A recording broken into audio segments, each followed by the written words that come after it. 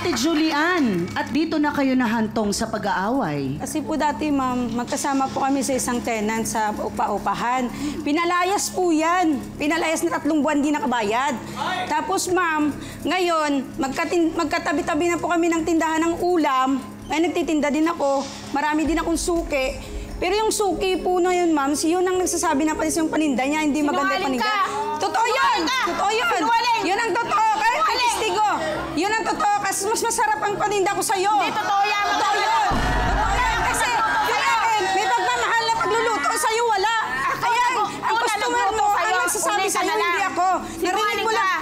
Hindi ako nagsisinungaling. Sinungaling ka! Pero nawalan na siya ng customer, simulang tinapatan mo siya. Eh, mas masarap siguro, mama, ulam ko tinda ko sa kanya, kaya na hindi wala customer niya. Maaari naman. Sa customer, yung customer mismo, hindi ako sinungaling, customer always.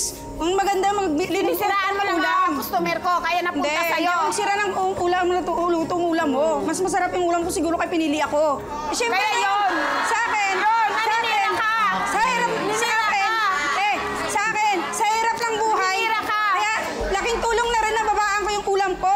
Oo! Laking tulong na sa mga tao, babaan ko Hindi yung ulam lahat ko. ng tinda doon, 50, Hindi kita ikaw lang ang kinapapindin nagbaba. siya. So, lahat ng tinda doon ay 50, lahat ng nagtitinda roon. Pero ikaw daw, Julian, ay ginawa mong 40 ang sayo.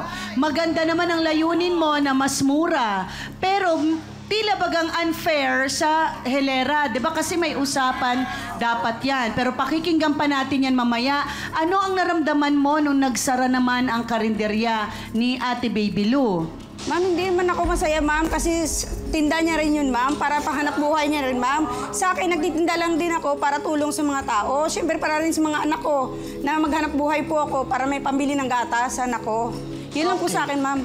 Yan naman. Ano naman ang sa tingin mo doon, Ate Baby Lou, sa pagbaba niya ng presyo? Ikaw lang ba ang nandoon o meron ka pang mga kapitbahay Mayroon na ako, nagtitindang tinamaan din? Mayroon, ma'am. 50 pesos yun sa amin, siya lang 40. Kaya Okay. siya pipiliin ng tao. Kasi sa pandemic ngayon, te, Sa kaya hirap ng 40 buhay. kami.